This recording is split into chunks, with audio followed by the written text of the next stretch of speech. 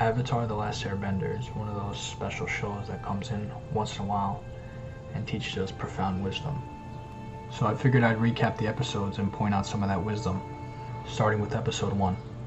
Enjoy. The world is at war. Families have been torn apart. There's anarchy and chaos all around. And the Avatar, the one person who can keep balance, is gone. Which brings us to our heroes. Brother and sister duo, a family, having to look after themselves because their mother has passed away and their father is left to fight in the war.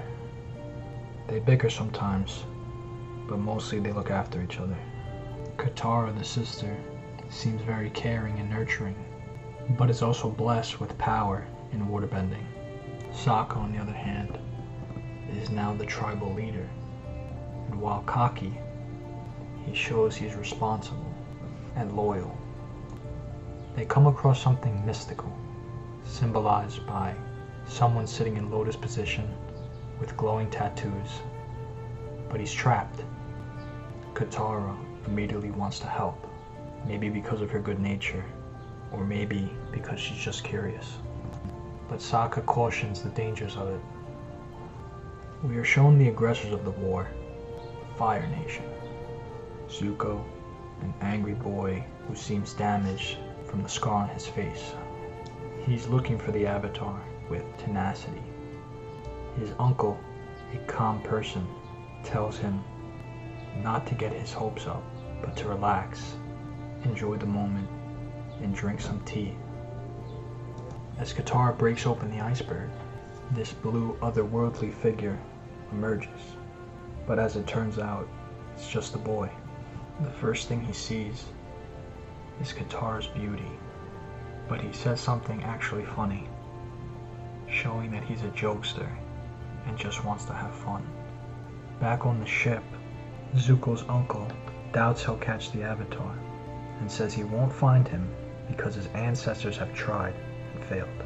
Zuko's response is great here. He says, "Their honor didn't depend on it, mine does."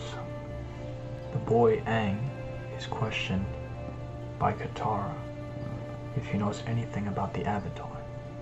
He says he has no knowledge of him, but that sounds like a lie.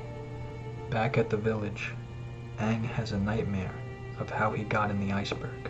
He also becomes shocked to hear all the airbenders are extinct.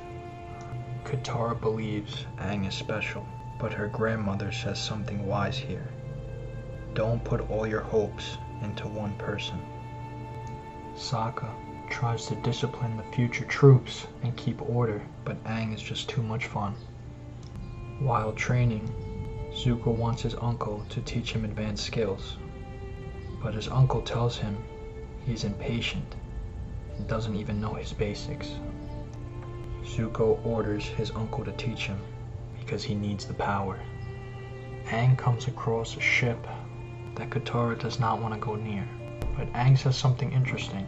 He says, "If you're going to be a bender, you have to let go of fear." As they continue exploring, Aang finds out he's 100 years old and that there's a war. Katara cheers him up by telling him to look at the bright side.